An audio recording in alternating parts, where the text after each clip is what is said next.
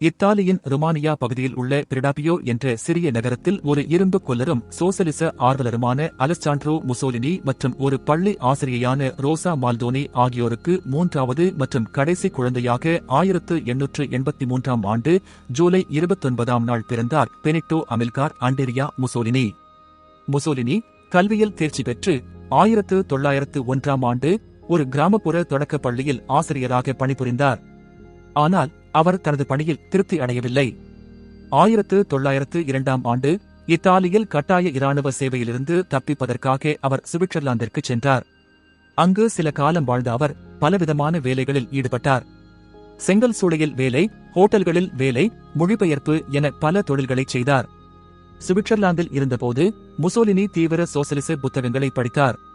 Curl Marx, Friedrich Engels போன்றவர்களின் படைப்புகளால் ஈர்க்கப்பட்டார். அங்குள்ள சோசலிச கூட்டங்களில் பங்கேற்று பேச்சாளராக தனது திறமையை வளர்த்துக் கொண்டார். தொழிற்சங்க நடவடிக்கைகளிலும் ஈடுபட்டார். இத்தாலிக்கு திரும்பி தனது அரசியல் வாழ்க்கையை தொடங்குவதற்கும் சோசலிச கருத்துக்களை பரப்புவதற்கும் அவர் விரும்பினார். கட்டாய இராணுவ சேவையிலிருந்து தப்பித்துச் சென்றதால் அவர் கைது செய்யப்படலாம் என்ற அச்சம் இருந்தது. ஆனால் அந்த நேரத்தில் இத்தாலியில் இராணுவ சேவையிலிருந்து தப்பிச் சென்றவர்களுக்கு பொது மன்னிப்பு வழங்கப்பட்டது. முசோலினி 1904ஆம் ஆண்டில் சுவிட்சர்லாந்தில் இருந்து இத்தாலிக்கு திரும்பினார். முசோலினி இத்தாலிக்கு திரும்பிய பிறகு தனது சோசலிச சிந்தனைகளையும் எழுத்துத் திறனையும் பயன்படுத்தி தீவிர சோசலிச பத்திரிகையாளராகவும் அரசியல் பேச்சாளராகவும் மாறினார். அதுவே அவரது அரசியல் பயணத்தின் முதல் படியாக இருந்தது. பின்னர் அவர் தீவிர சோசலிசவாதியாக மாறினார். பல வருடங்கள் சோசலிச கொள்கைகளை பரப்பும் பத்திரிகையாளராக பணியாற்றினார். அவாந்தி என்ற சோசலிச கட்சியின் முன்னணி செய்தித்தாள் ஆசிரியராகவும் இருந்தார். முதல் உலக போர் தொடங்கிய போது இத்தாலி நடுநிலை வகிக்க வேண்டும் என்று சோசலிச கட்சி விரும்பியது. ஆனால் முசோலினி போரில் இத்தாலி பங்கேற்க வேண்டும் என்று வாதிட்டார். இதனால் சோசலிச கட்சியிலிருந்து வெளியேற்றப்பட்டார். சோசலிச கட்சியிலிருந்து வெளியேறிய பிறகு முசோலினி தனது சொந்த அரசியல் பாதையை தொடங்கினார். 1919ஆம் ஆண்டு அவர் பாசிச போராளிகளின் கூட்டமைப்பு என்ற அமைப்பை நிறுவினார். இதுவே பின்னாளில் தேசிய பாசிச கட்சியாக மாறியது. இக்காலகட்டத்தில் முசோலினி கருஞ்சட்டை படையினர் என அழைக்கப்பட்ட ஒரு துணை இராணுவ படையை உருவாக்கினார். இவர்கள் பாசிசத்தின் அரசியல் எதிரிகளான சோசலிஸ்டுகளையும் கம்யூனிஸ்டுகளையும் வன்முறையாக தாக்கினர். இத்தாலியில் நிலவிய அரசியல் மற்றும் சமூக குழப்பங்களை பயன்படுத்தி முசோலினியின் பாசிச கட்சி வேகமாக வளர்ந்தது. இவர்களின் வன்முறை மற்றும் அச்சுறுத்தல் காரணமாக நாட்டின் பல பகுதிகளில் பாசிசத்தின் செல்வாக்கு அதிகரித்தது. 1921ஆம் ஆண்டு நடந்த தேர்தலில் முசோலினி நாடாளுமன்ற உறுப்பினராக தேர்ந்தெடுக்கப்பட்டார். இது அவரது அரசியல் செல்வாக்கை அதிகரித்தது. 1922ஆம் ஆண்டு அக்டோபர் மாதம் முசோலினி தனது ஆயிரக்கணக்கான கருஞ்சட்டை படையினருடன் ரோம் நகரை நோக்கி அரசுக்கு எதிராக ஒரு பேரணியை நடத்தப் போவதாக அறிவித்தார். அப்போதைய இத்தாலியின் பிரதமர் இந்த அணிவகுப்பை தடுக்க இராணுவ சட்டத்தை அமல்படுத்த விரும்பினார். ஆனால் மன்னர் 3ஆம் விக்டர் இமானுவேல் ஒரு உள்நாட்டு போர் ஏற்படலாம் என அஞ்சினார். அதனால் இராணுவ சட்டத்தை அமல்படுத்த மறுத்து பிரதமரை பதவி விலகச் செய்தார். மன்னர் முசோலினியின் பலத்தையும் கருஞ்சட்டை படையினரின் அச்சுறுத்தலையும் கருத்தில் கொண்டு அவருக்கு பிரதம மந்திரி பதவி அளிக்க முன்வந்தார். முசோலினி ரோம் நகருக்கு வந்து அதிகாரப்பூர்வமாக பிரதமரானார். இந்த நிகழ்வுதான் இத்தாலியில் பாசிச ஆட்சி தொடங்க வழிவகுத்தது. முசோலினி பிரதமராக இருந்தபோது இத்தாலியின் அரசியல், பொருளாதாரம் மற்றும் சமூக அமைப்புகளில் கடுமையான மாற்றங்களை கொண்டு வந்தார். முசோலினி பதவியேற்ற சில ஆண்டுகளுக்குள்ளேயே தனது பாசிச கட்சி தவிர மற்ற அனைத்து அரசியல் கட்சிகளையும் சட்டவிரோதமாக்கினார். அரசுக்கு எதிரான கருத்துக்களை வெளியிட்ட அனைத்து பத்திரிகைகளையும் தடை செய்தார் மற்றும் அரசின் கட்டுப்பாட்டிற்குள் கொண்டு வந்தார். பொதுக்கூட்டங்கள், போராட்டங்கள், தொழிற்சங்கங்கள் மற்றும் வேலை நிறுத்தங்கள் ஆகியவை தடை செய்யப்பட்டன. எதிர்ப்பாளர்களை ஒடுக்குவதற்காக இரகசிய காவல்துறை ஓவ்ரா உருவாக்கப்பட்டது. அவர் தன்னை ட்ரூஸ் தலைவர் என்று அறிவித்துக் கொண்டார். இதனால் அவர் பிரதமராக இருந்தாலும் மன்னர் மற்றும் நாடாளுமன்றத்திற்கு கட்டுப்படாத ஒரு சர்வாதிகாரியாக செயல்பட்டார். முசோலினி பொருளாதாரத்தை அரசின் கட்டுப்பாட்டிற்குள் கொண்டு வந்தார். பெருநிறுவனவியல் என்ற முறையை அறிமுகப்படுத்தினார். இதில் தொழில்துறை மற்றும் விவசாயம் ஆகியவை அரசின் கட்டுப்பாட்டிற்குள் கொண்டு வரப்பட்டு தொழிலாளர்களும் முதலாளிகளும் அரசின் கட்டுப்பாட்டின் கீழ் செயல்பட்டனர். சாலைகள், பாலங்கள் மற்றும் பிற உள்கட்டமைப்பு திட்டங்களை அவர் தொடங்கினார். இது வேலைவாய்ப்பை உருவாக்கியதுடன் தேசியவாத பெருமையையும் அதிகரித்தது. 1929ஆம் ஆண்டு முசோலினி வாட்டிகன் நகரத்துடன் லேட்டரன் ஒப்பந்தம் என்ற ஒப்பந்தத்தில் கையெழுத்திட்டார்.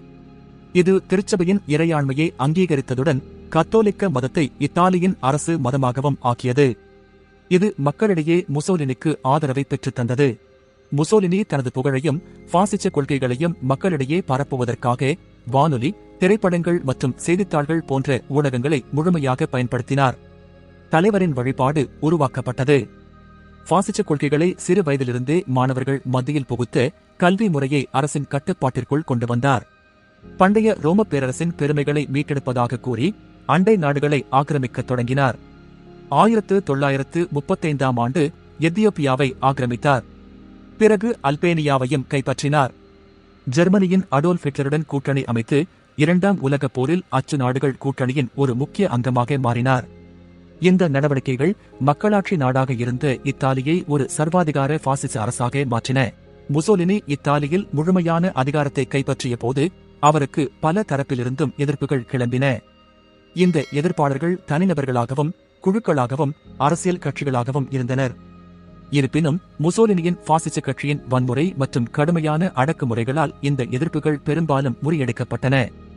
முசோலினியின் பாசிச கட்சியின் முக்கிய எதிரிகள் சோசலிஸ்டுகள் மற்றும் கம்யூனிஸ்டுகள் ஆவர். முசோலினி அதிகாரத்திற்கு வருவதற்கு முன்பே அவரது கருஞ்சட்டை படையினர் இவர்களை குறிவைத்து தாக்கினர். ஜியாகோமோ மத்தேயோட்டி என்ற ஓர் சோசலிச அரசியல்வாதி 1924ஆம் ஆண்டு நடந்த தேர்தலில் பாசிச கட்சி செய்த முறைகேடுகள் மற்றும் வன்முறைகளை நாடாளுமன்றத்தில் வெளிப்படையாக கண்டித்தார். இதன் காரணமாக முசோலினியின் ஆட்களால் கடத்தப்பட்டு கொல்லப்பட்டார். இந்த நிகழ்வு முசோலினியின் ஆட்சிக்கு எதிராக பெரும் கண்டன அலைகளை உருவாக்கியது. அண்டோனியோ கிராம்சி என்ற ஒரு கம்யூனிஸ்ட் தலைவர் பாசிசத்திற்கு எதிராக தீவிரமாக செயல்பட்டதால் முசோலினியின் ஆட்சியால் கைது செய்யப்பட்டு சிறையில் அடைக்கப்பட்டார். அவரது சிறைக்கால எழுத்துக்கள் பாசிசத்தின் கொள்கைகளுக்கு எதிராக வலுவான விமர்சனங்களை முன்வைத்தன. கார்லோ ரோசெல்லி என்பவர் நீதி மற்றும் சுதந்திரம் என்ற பாசிச எதிர்ப்பு இயக்கத்தை நிறுவினார். இவர் பிரான்சுக்கு தப்பிச் சென்று அங்கிருந்தவாறே இத்தாலியில் பாசிசத்திற்கு எதிராக பணியாற்றினார். இவரும் முசோலினியின் ஆதரவாளர்களால் படுகொலை செய்யப்பட்டார்.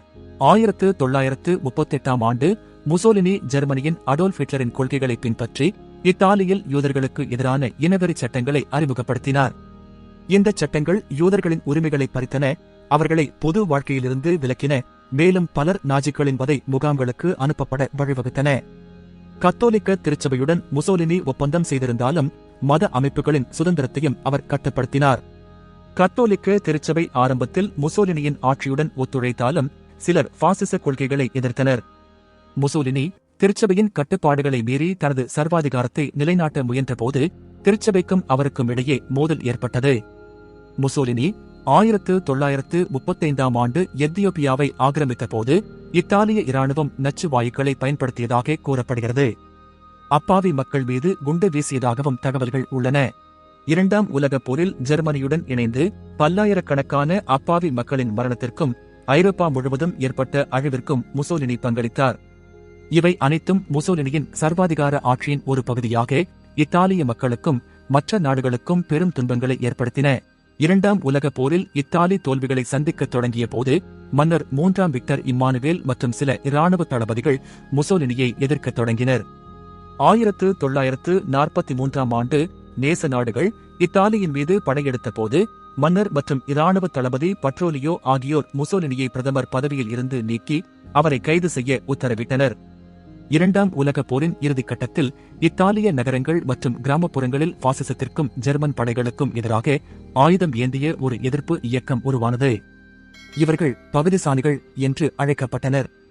1945ஆம் ஆண்டு ஏப்ரல் மாதம் ஜெர்மனி மற்றும் இத்தாலியின் அச்சு நாடுகள் தோல்வியடைந்து வந்த நிலையில் முசோலினி தனது பாதுகாப்பிற்கு அஞ்சி தனது காதலி கிளாரா பெட்டாச்சி மற்றும் சில பாசிச தலைவர்களுடன் இத்தாலியிலிருந்து சுவிட்சர்லாந்துக்கு தப்பிச் செல்ல முயன்றார். 1945ஆம் ஆண்டு ஏப்ரல் 27 அன்று அவர்கள் வட இத்தாலியில் உள்ள கொமோ ஏரிக்கு அருகில் டோங்கோ என்ற கிராமத்தில் எதிர்ப்பு படையினரின் சோதனை குழுவால் தடுத்து நிறுத்தப்பட்டனர்.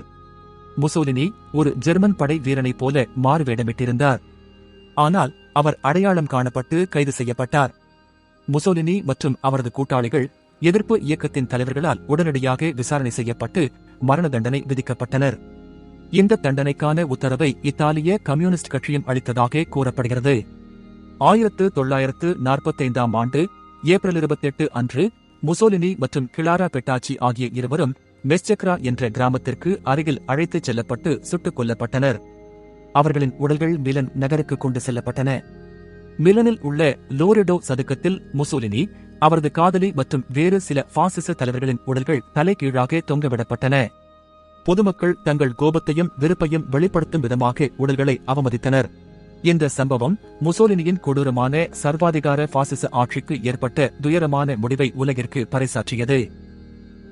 இதுபோன்ற சுவாரஸ்யமான வரலாற்று தகவல்களை தெரிந்து கொள்ள இந்த சேனலை சப்ஸ்கிரைப் செய்து கொள்ளுங்கள். இந்த காணொளி உங்களுக்கு பிடித்திருந்தால் லைக் செய்து மற்றவர்களுக்கும் ஷேர் செய்யுங்கள். உங்களுடைய கருத்துக்களை கமெண்ட் செய்ய மறவாதீர்கள். நன்றி.